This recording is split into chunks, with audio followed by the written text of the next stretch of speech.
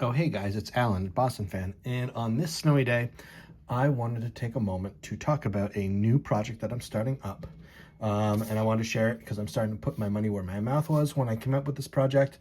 And it involves pre-war tobacco cards, and I've gotten pretty heavy into them. There's been a lot of conversation of T206 cards, particularly in the community lately. This coincides with what I've been kind of diving into. It wasn't because of this. I was doing it independently, and it was just a happy coincidence that a lot of people have been making content about it. So in like early January, the first like week or two, I went to and found T206cards.com, and I just started diving into the different players who are in that set. And it got started with a little bit of help from Jake at Waxpack Wisdom. And he did an interview with Jeff Gross, who uncovered that Babe Ruth rookie card with the new back. And then I went back to my collection, and I had purchased this at the Shriners show back in November. It's a Fred Parent T206 Sweet Cat 150. And I had purchased this from the same man, Jeff Gross. And so from Jake's video, I emailed Jeff Gross and was like, hey, I bought this from you. You told me there wasn't a ton of room because you were selling it on consignment. Did that card, was that your showcase at Shriners? Did it happen to be from that guy's collection? He's anonymous. He named him John. Was it from the Babe Ruth collection? And he confirmed that this card was, in fact, from the Babe Ruth collection. So this, I can imagine this card sitting in a box with those Babe Ruth rookie cards that came from the same collection. And so when you're holding these T206 cards and these early tobacco cards, there's just so much history in them. You just feel the history, and it's really neat owning them. And it's something since I bought my first T206 a couple of years ago, I'm just fascinated by them. I think they're super cool. So fast forward, I emailed late December, early January, got the info on this card. It adds like a little bit of goosebumps that this was sitting in a box with perhaps an unknown Babe Ruth rookie card. And so Fred Parent, the reason I wanted him, he was on the 1903 Red Sox, who won the first World Series. He played in the first World Series.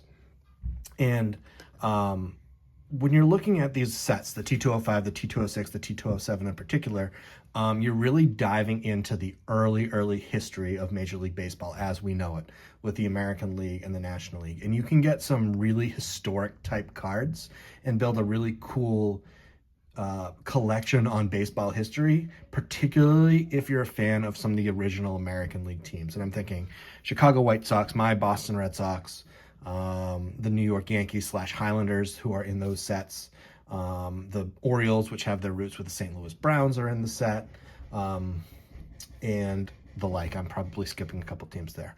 Maybe Cleveland's in it. And so you can get some early, like some historic kind of cool stuff if you do the research. And so I went to the website T206cards.com, and in it they have the full checklist of players with a link to their baseball reference page. And I just spent an afternoon kind of just going through and names I kind of recognized, and to see if they played on the Red Sox, and then if they had a contribution to any of like early Red Sox history, whether it be the 1903 World Series team or made some other kind of unique impact on early Red Sox history, as they are the pioneers of the Boston Red Sox club that I know and love today. And what kind of went in with this project is that it is official. Come the fall of 2025, I will have a sports room again. We are getting an addition on the house. The paperwork is signed. The deals are done. We just need to go to the zoning board to get it approved, but we have all our signatures in line.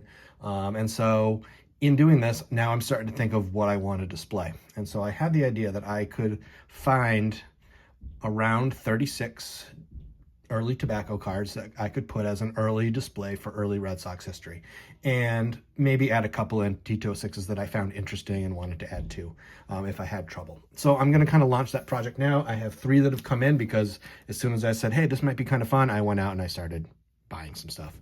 I joined some groups online, on Facebook, I've been scouring Net54, and I made a few deals, eBay as well. And so I just want to kind of show them off and talk a little bit about the history of the players, because I think, if you're looking to create like a neat little display, you can find some unique history and not necessarily have to go after all the Hall of Famers in the set. Now in my Red Sox like wanting to build this 36 card Red Sox collection. You know, I already own a Tris Speaker 1914 Polo Grounds game card. That goes into that display that I'm thinking, though. I do have the T205, which I really like, kind of in my sight lines, but there is a early Red Sox, a Hall of Famer, Jimmy Collins, that is on my list, so I will, as part of this project, be picking up a, hopefully, T206 or T205 of him, Hall of Famer. But anyway, I'm getting ahead of myself. I have 3 cards that I picked up to kind of launch this collection, in addition to ones that I've already showed previously in older videos. But this is kind of my first go at it. So first one up, I purchased on a Facebook group. It is Patsy Doherty. I haven't put it in a hard case yet. And I don't mind, again, let's take it out. They're meant to be handled. I don't mind off condition. I think that's appropriate for their age. So there's some creasing on it. There's a random red dot, but it's a beautiful card. And I've actually seen the original photo, and he's actually more like that. He's standing and leaning over to catch a ball. There's also, it's interesting because there's also stadium in the background or park in the background, and they've airbrushed that out. So Patsy Doherty, this comes as one of the later releases, the 350, 460 Piedmont. And so he was on... I don't know if he was on the original Red Sox team in 1901. They were the Boston Americans then, but he was on the 1903 World Series team. So he played in the first World Series. He was a shortstop, but got moved to second base because Fred Parent was already the shortstop on Boston. And the uniqueness of him is that, in addition to playing in the first World Series ever, he is the first Red Sox player ever to hit a home run in the World Series. And he is the first player in baseball history to hit 2 home runs in one World Series game. So he hit 2 home runs in game, I believe, 2 of the World Series. One was an inside the park home run, leading off the game. And so he thus became the first of 2. There's a guy in the Royals who did it about 10 years ago to lead off a game with an inside the park home run. In addition to that, he led the American League in runs and in 1903 and 1904, and led the AL in hits in 1903. And in that World Series year, he hit 331 for the Red Sox. So being the first Red Sox to hit a World Series home run, being the first baseball player ever to hit 2 home runs in a World Series game, that's pretty historic to me. Pretty cool to add. And again, he's, you can get him for $50 and under. And I think that's a fantastic price for a really nice looking T206. So that goes in there. And then the next up that I picked up is St. Louis card, Hobie Ferris. I bought this on eBay. And he's a pitcher. St. Louis Americans. There's my sump pump because it's snowing out. This is Sweet Cap 150. Now I'm trying to figure out when, based on the number here, like when this was actually printed. I don't know if this was the first printing or not, but here he's in the St. Louis Browns uniform. I'll wait for that sump pump to go. Sorry about that. So he was an English-born player that emigrated to Providence, Rhode Island. He was on the original 1901 Boston Red Sox. Or Boston Americans as they were called. So of course he was on the 1903 World Series team. And he has a couple distinctions. So for the World Series, he hit 290. He had 6 RBIs in that first World Series against the Pirates.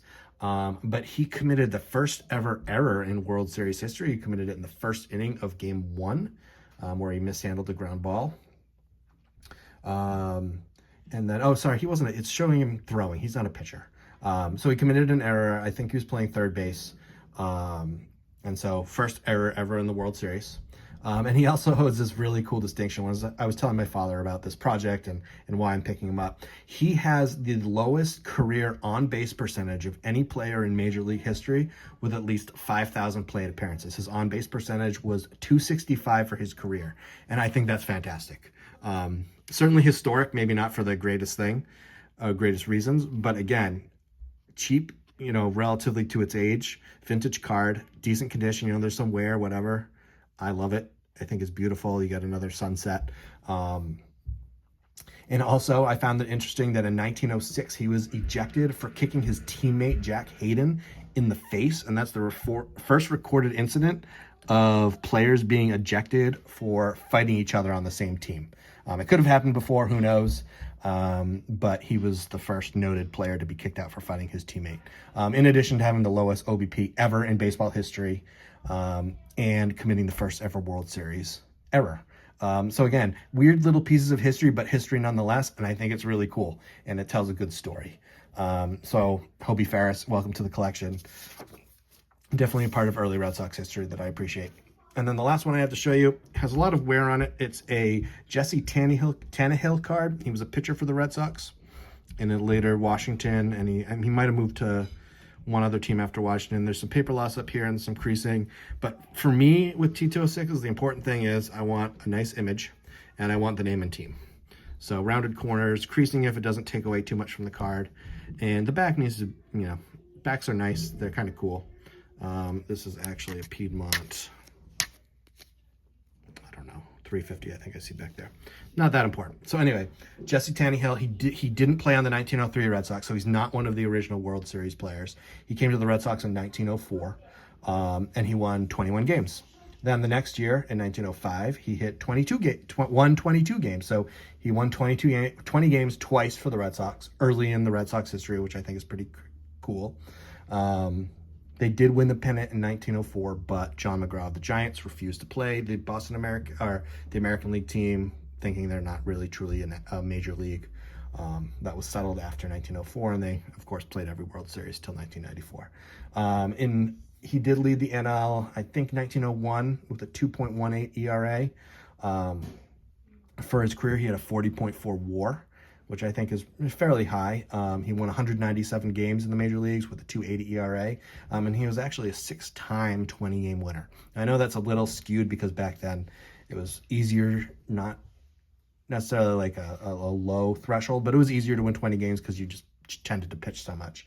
But I thought it was cool that he was an early 20-game winner for the Red Sox and won 20 games twice for those early teams. I can't confirm that he was the first 20-game winner. My guess is that Cy Young was the first 20-game winner on the Red Sox, but I haven't done the research to confirm that. But he is definitely one that I think deserves to be included and displayed on those Red Sox pioneer project that I'm kind of starting out and creating. I'm really excited about it. I've got probably 4 more that are coming in the mail that I'll hopefully show off in the next week or two. And then I might take a little bit of a break for it, get into more 50s, 60s vintage, add a couple cards there. But I'm definitely going to come back to this, and I'm excited to get a display case once the sports room is ready and start putting these guys. I'm not going to grade all of them. I'm probably going to try to get 1 touches for the ungraded ones, and any ones that are graded can stay in their slabs. I'm not someone who needs everything to look exactly the same, because I think the cards are meant to be pulled out and looked at, and whether it's in a 1 touch or a slabbed case, either way, it's conducive to looking at the card front and back. So that's my new project. I encourage anyone, though I'm sure a lot of you out there have already dabbled in this, but if you've got an early, especially American League team that is in this T206 set, do a little bit of research, because you can uncover some great history of your team that make these cards a little bit more special than some random common that you might look at a show and go like, okay, like why do I need a St. Louis Brown Hobie Ferris? Well, hey, he's got some history with my favorite team, the Boston Red Sox, then Americans. And it's kind of cool having his card. So anyway, guys, until next time, keep collecting, keep having fun, and I'll talk to you again soon. Adios, amigos.